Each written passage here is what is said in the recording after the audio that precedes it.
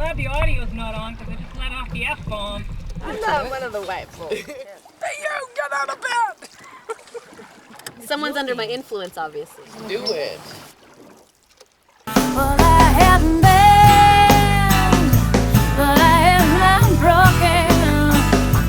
Some kind of world, a girl get back, 'cause I keep coming back from home when you're just without friend. Hey, like some kind of world, a girl get just call me a sucker. This will be my very first canoe trip, overnighting in the wilderness, with all the accoutrements of, technology. A long time ago, an ex-boyfriend of mine took me camping, but it was just pretty much a glorified lawn shared with other tents. Doing a canoe trip is something that has always been on my list of things to do.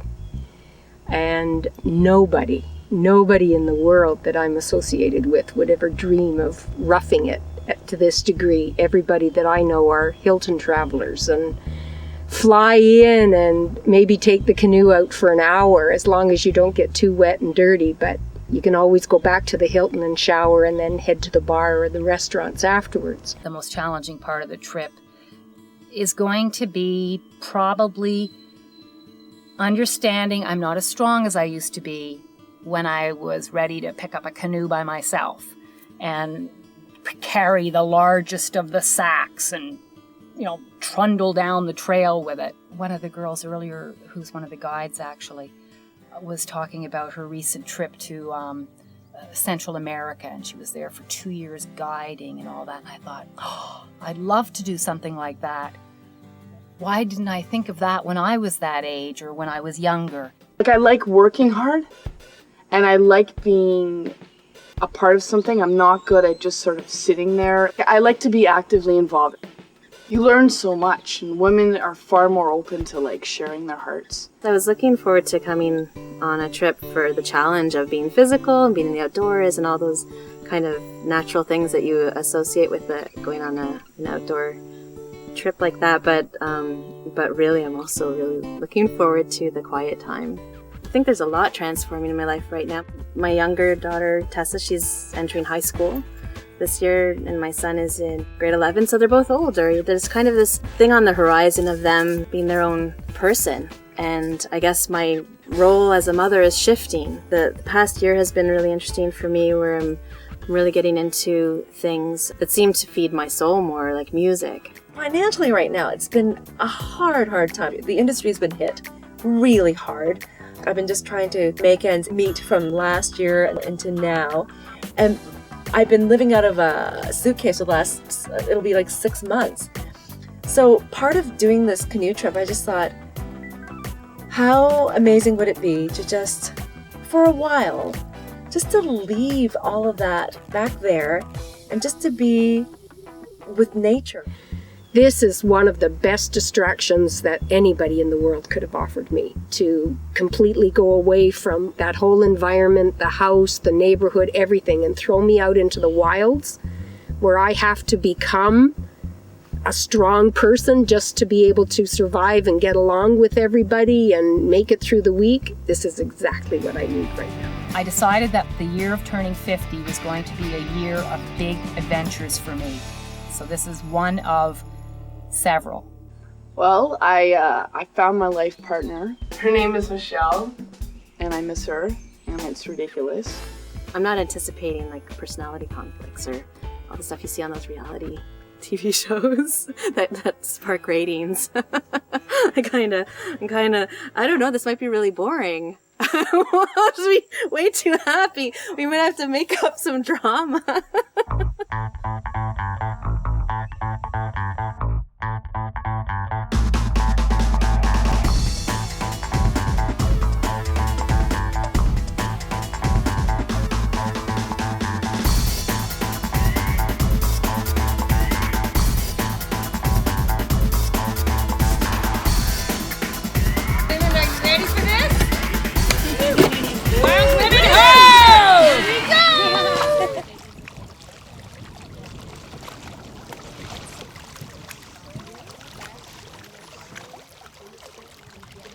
For me, it becomes much more of a family environment than me, the guide, and them, the clients.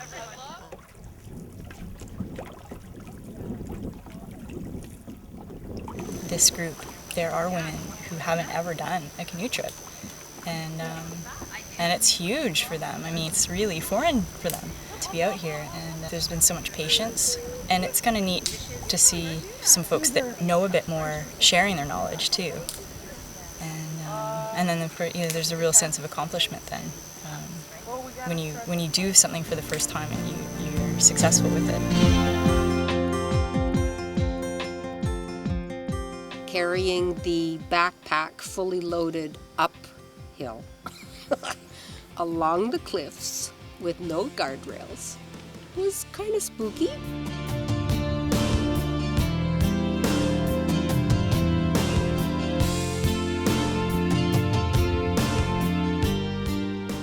And the canoe that I was tandem portaging was tough because I had a life jacket on, but the life jacket had no padding. And so I was actually holding it up with my hands at times. It's got great acoustics under here. We're going to sing a Gregorian chant, I think. Oh, that's Gregorian? But the incredible thing was I just didn't think about giving up. Like, it never even entered my mind.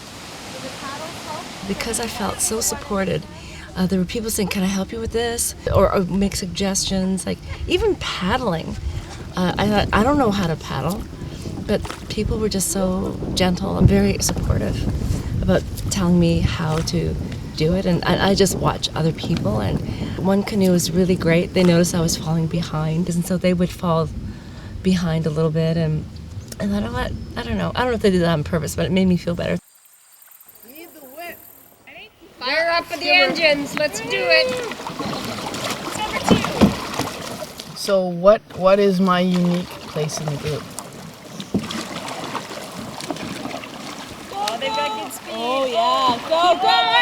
Oh! I know that I'm not really keen in the kitchen.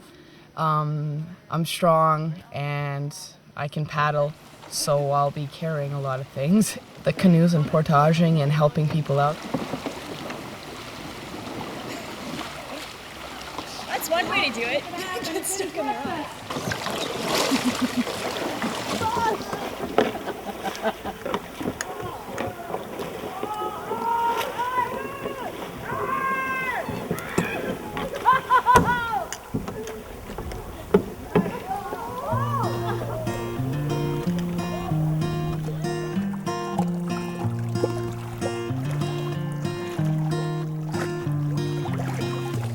Sitting in front of the canoe in the bow just gave you that feeling of being in command, and charging forward felt really good. It was also very inspirational for me and showed me that I do have the strength because of what I was able to accomplish today.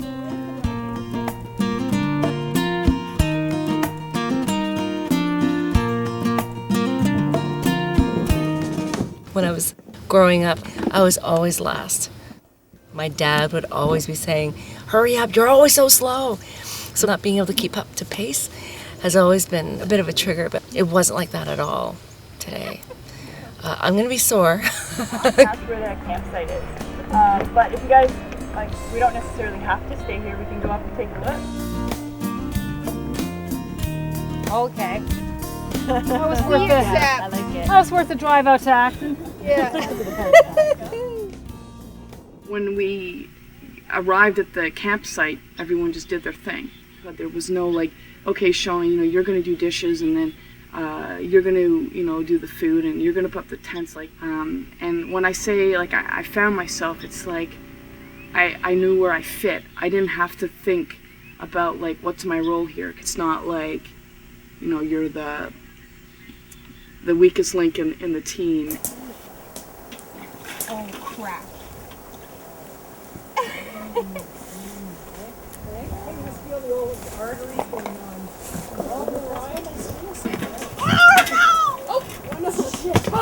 Bubba down! It's all right. Girls have decided my name is Bubba, and that's because of my water jug.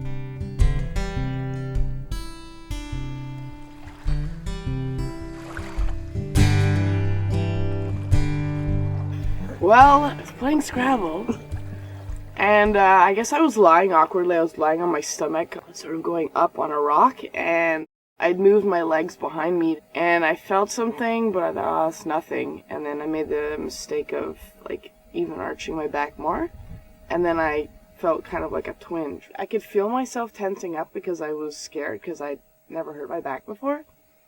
I think I overdid it, maybe with the amount of load that I carried yesterday. It's because we're a team. Obviously, we're here to take care of each other, look out for each other. And Shona's a big part of our team, and she always goes way above and beyond as far as carrying stuff, hence the nickname Sherpa Shona. And everyone's aware that last night she hurt her back.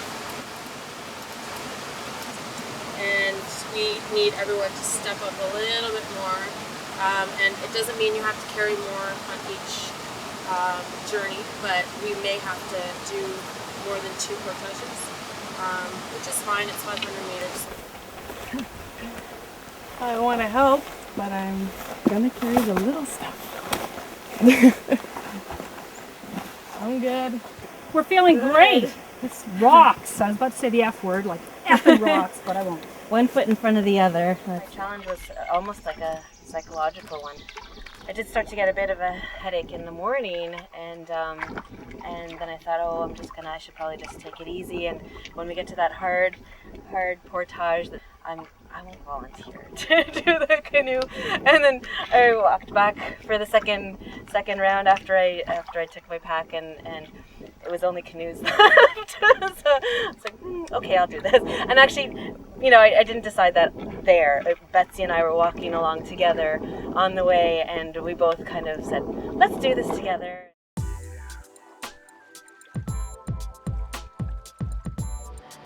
We're good. There's actually a good clear rocky path that we can stay on, as far as I can see. Yeah. And then we talked about plants the whole way there, so our minds were off of it. And once we got there, and we did it. We just one step at a time. We both took it really nice and slow. We were chatting the whole time across. I didn't even notice honestly, I didn't notice the physical aspect of it that much. Okay, hold on. Here's where I kind of went on there, but maybe there's some rocks. Whoops, some rocks here that we could do. Okay. Which do you prefer?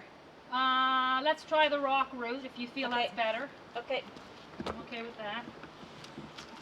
I mean, I can always choose just to go straight to the mud if I'm not comfortable. Yeah. No, this actually works. Yeah. Yeah, it's good. We've been together for 15 years. And we got married right after gay marriages became legal in Ontario.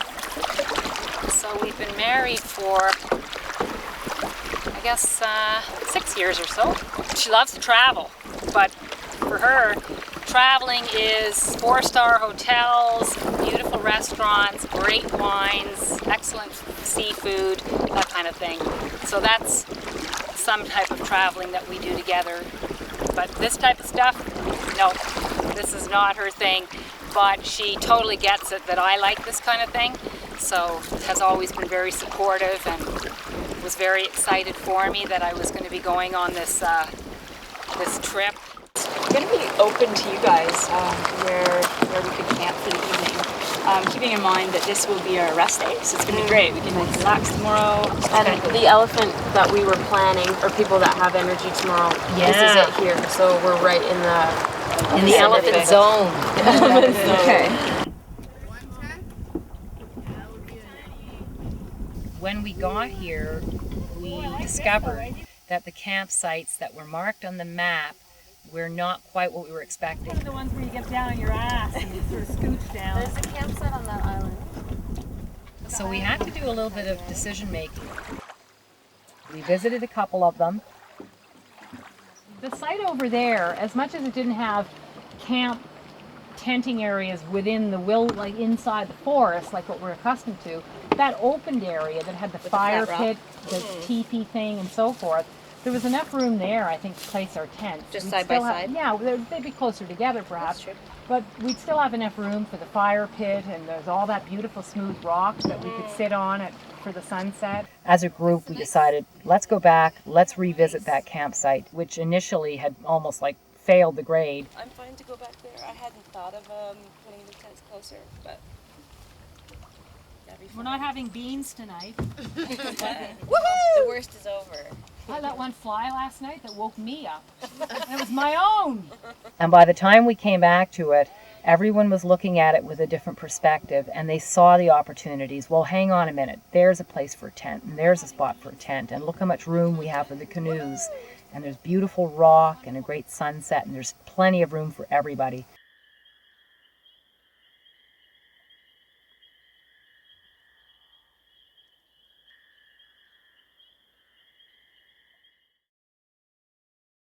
See, as you can see here, I just burned a Reese's Pieces cardboard out of Shona's pocket, and due to the absorption of lint and excess cotton from her pants, the burning factor of this has a slower rate due to the ratio of combustible materials surrounding it. Now, comparatively, a used tampon in the fire, due to the thickness and density of the cotton, the core temperature has to take a little longer to reach, and therefore the combustibility factor, when burning point does happen, is at a later rate. However, if you add a tea bag in with those tampons, that's to dispel the odor, then the moisture from that tea bag will also slow down the process of the core temperature reaching its peak.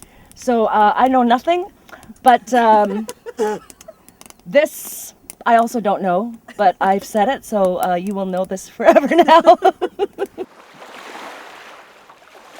And I've been preoccupied with death a lot lately, and I'm not sure what that's about, and it's a little bit unsettling for me.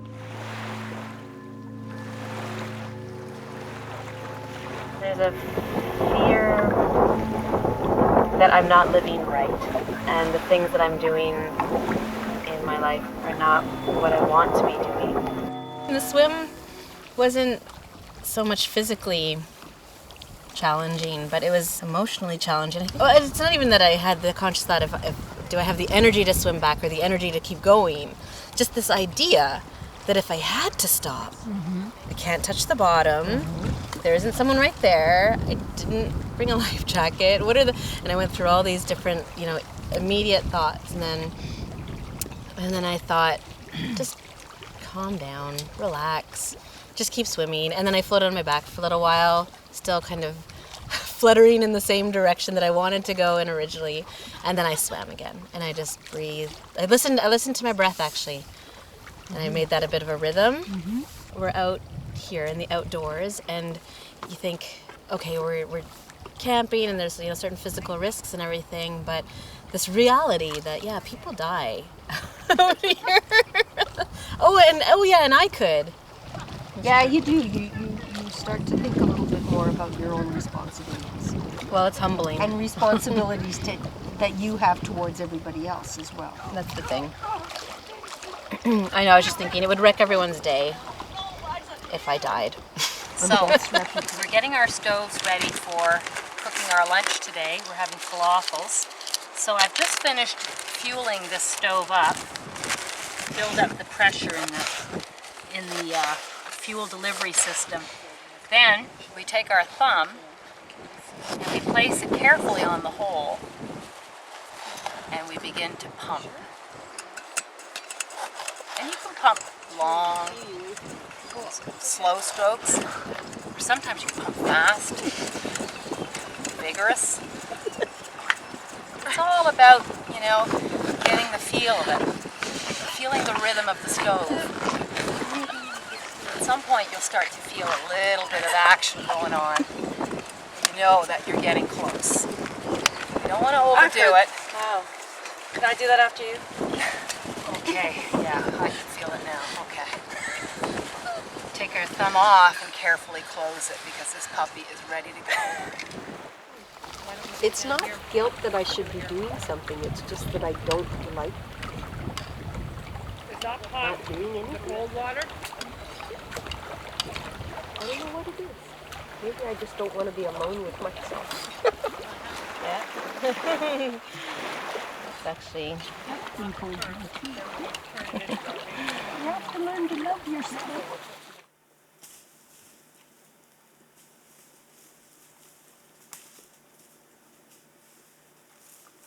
I'm probably the oldest one here. And for me to be able to keep up with everybody is a big deal for me.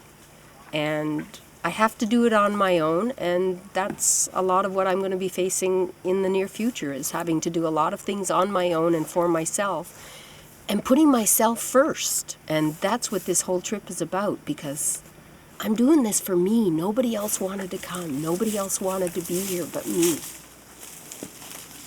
And I've got a lot going on in my life right now. A lot of it has to do with my kids growing up and moving out and being...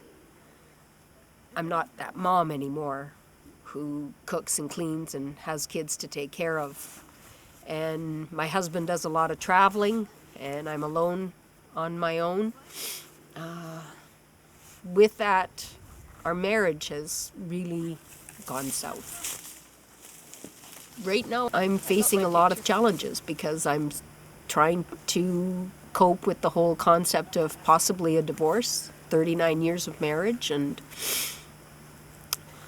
the whole idea of being on my own, trying to discover who I am and start doing things for myself.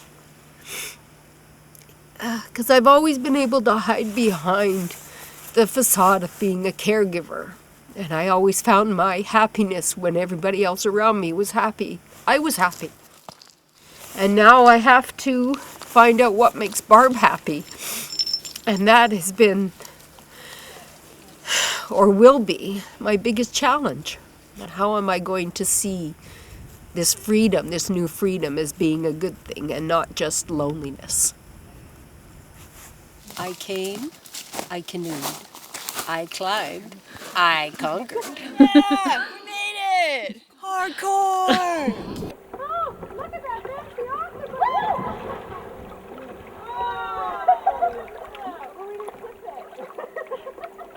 Well, we could solve that. I've been asthmatic almost all of my life. Couldn't participate in anything like cross country, circuit training, like all the rigorous, kind of strenuous kind of exercise. And then I realized that the puffer became a psychological crutch for me. Like anytime, any kind of anxiety, I would use that puffer. And then about 7 years ago, I took up running. I found the running to be a physical challenge, but a psychological and an emotional challenge as well, which I met. And I just thought, oh, okay, I'm not limited by my own stigma of the asthma. There, almost there. You can do it. You can do it. You need more space? Here. Oh. It feels like your jacket's hurting. Here, get loud. And then when you're power,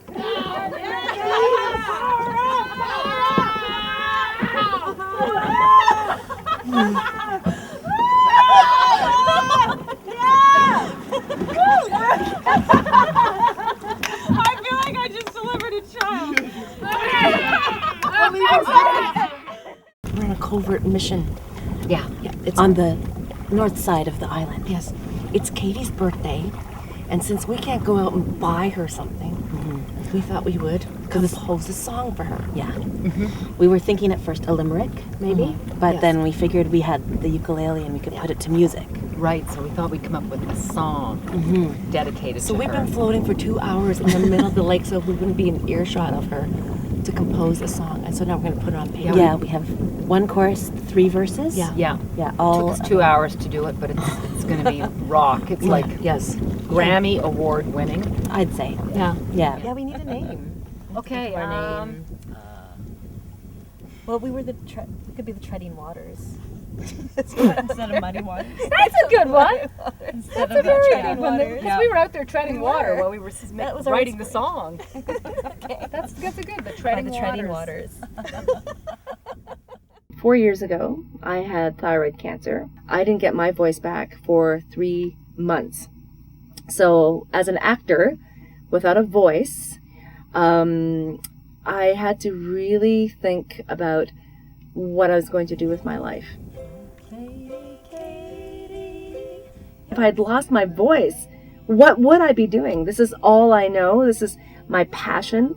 But after working with a vocal coach, I finally managed to retrain my voice and to get it back. I had a really lazy day.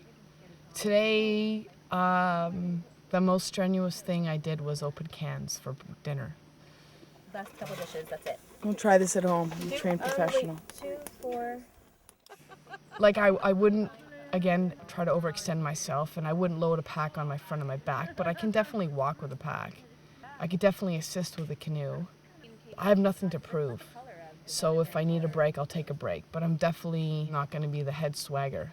It was just an important lesson, I guess, for me to learn, to slow down. They seem to happen at the most interesting moments. Shona, slow down. Stop being superstar. Yeah. All I need Your is goal like is my not brain to is bleed. attached to everything, and all the computers can do whatever I need. If I want it failed. cool, I just That was link awesome. it, and I so just slipped my hand. So I don't need them. My best friends were really there for me when I was coming out. I spoke to my mom and spoke to my dad. I was actually scared of telling him the most. Not scared, just of like, he's so old school and so conservative. And my dad was the sweetest ever. Just told me he loved me, kissed me on the head. And I told my sister over the phone, and that was the regret. Ay, caramba! Phew! I was gonna do a high five and you're sparring with me? Look, you got your war paint on. Or we can have our celebrity guest have a taste. Yeah, nice aroma. Why do you laugh before you taste the chili? It's delicious. I wouldn't change a thing. Okay. So the twigs really help bring out the flavor, the woodsy flavor. And the pine cones, we thought, was a good improvisational addition. Yes. The blueberries. The moose droppings, that was Bit of an accident. What do? You can't tell a moose to move off. If he wants to do his thing in your pot while you're cooking, you gotta let it happen. So happy, happy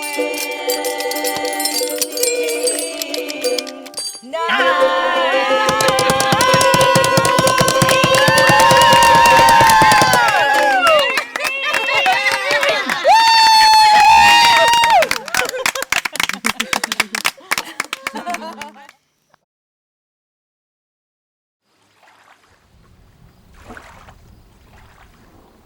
We're all coming from different corners of our lives, and I think people are coming into this moment with different things that this means to them.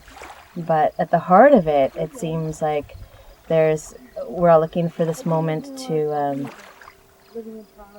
quiet down a little bit and be more of focus on just us, not somebody else. And so with this group of women, it seems like there's this watchfulness for everybody else, that everyone's being taken care of as well, and is having a good time, and everyone's okay. So I feel, even though I don't know the details of a lot of these women's lives, I feel very much at home with them and very comfortable. Yeah! I love tabbouleh. Are you up for sterning again, or do you want to stay in the bow? No, I'll stern this time. All right, then I'll be on the map. Sounds like a plan.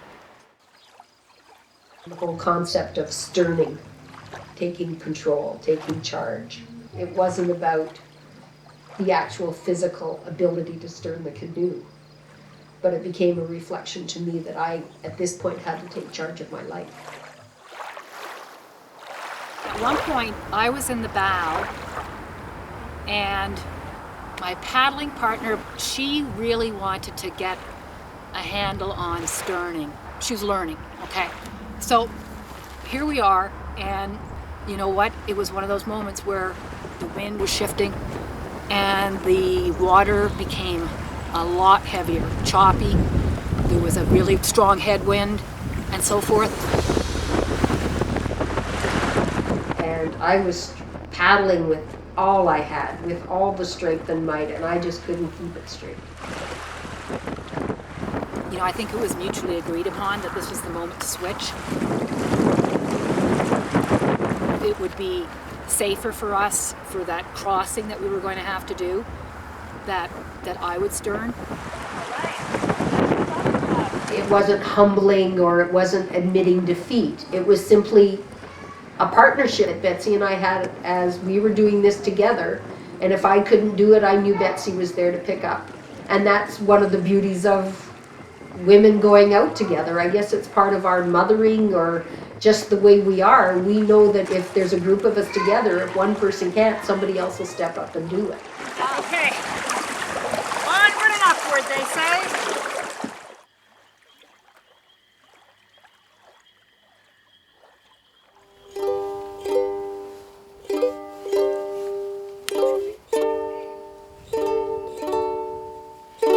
Don't make a sound. Be here for now. Pull your thoughts down. Feet on the ground. I know this sounds terrible. I didn't want to be a weakling on the trip. I didn't want to be the one that people would feel they had to rush back to help. I was kind of homeless, and money was like a huge problem. My debts were just, and they were just out of control. And believe me, I was hoping for anything to happen so I didn't have to go on that trip. And I got to the midpoint and the water was a little choppy and got into a bit of panic mode. And I'm a strong swimmer. I had no question whether or not I could make it to the other side. I really fundamentally didn't. But I got to this moment in the middle where I realized that I was on some level very vulnerable. I had to decide to think and instead of just doing, because normally I just like, right, when you dock, pick it up, walk it out, drop it down, walk back, pick it up, just keep going. Because that thinking time allowed me to think about my sister and my niece and Michelle, and what my family looks like now is so much different than it did 4 years ago. I'm going from all of this and everything that I have and everything that I have been given. And I'm tossing that out the window. I am standing up and saying, screw it.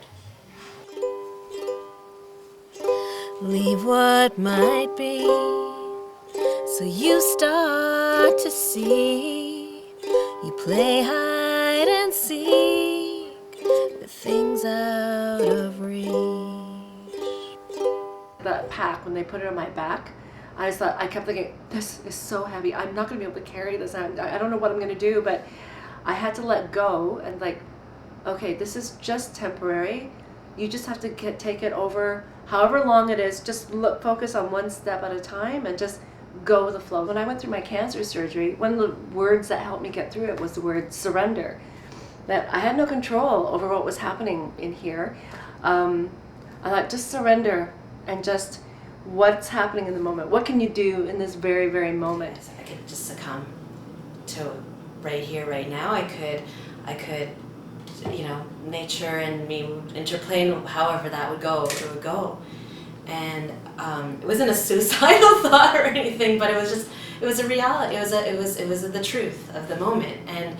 And it only occurred to me later that in that moment, I didn't think of anything that I think are my responsibilities in life. Nothing, like not even, you know, my children, my family, my friends, my music, my job, none of that factored in to making this decision as to whether I go back, forward, or stay. And it really had everything to do with just my choice. Making sure that my sister understands that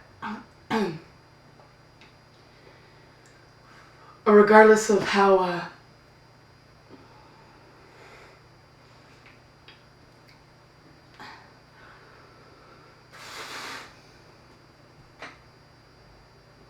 sorry.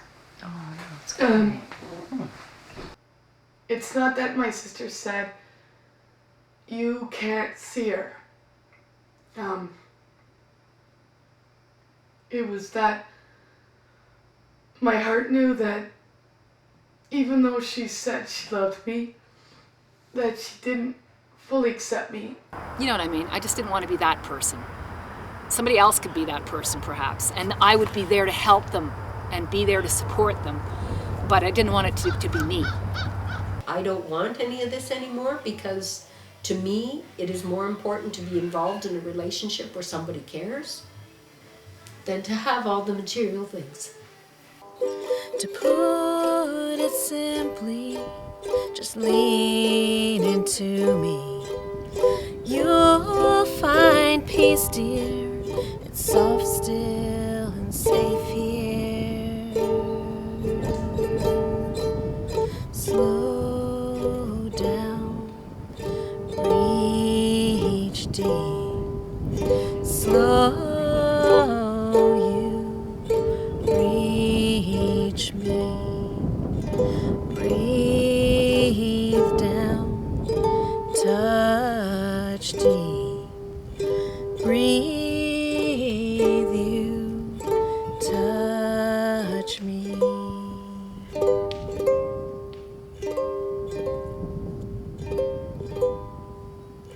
To be is just quiet your thoughts.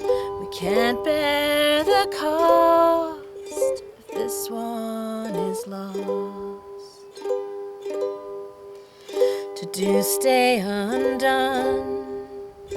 Task can't be won. This will be gone. It won't be here long. To put it simply, just lean into me. You'll find peace, dear. It's soft, still, and safe here. Slow down, reach deep. Slow, you reach me.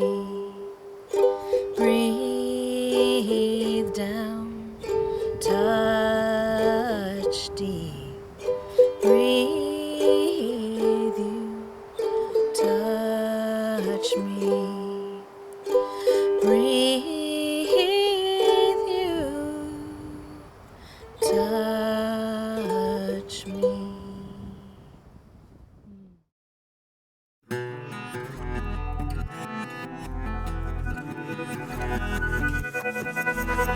That which does not kill us makes us stronger. But some days I have trouble going on like this. You have broken every bone I have to offer. And even the stars above me now have thicker skin. Well, I haven't been, but I am not broken. Some kind of world, a girl gave I guess. 'Cause I keep coming back for more when you're losing out, friend. Hey, like some kind of world, a girl gave just called me a sucker for punishment. Yeah, but I believe that better days are gonna come, boy. And I believe that the wars that fight, they will all be won. And you can take what you like. I'll be keeping my innocence. Yeah, you can have what you might, but I'll be needing my innocence.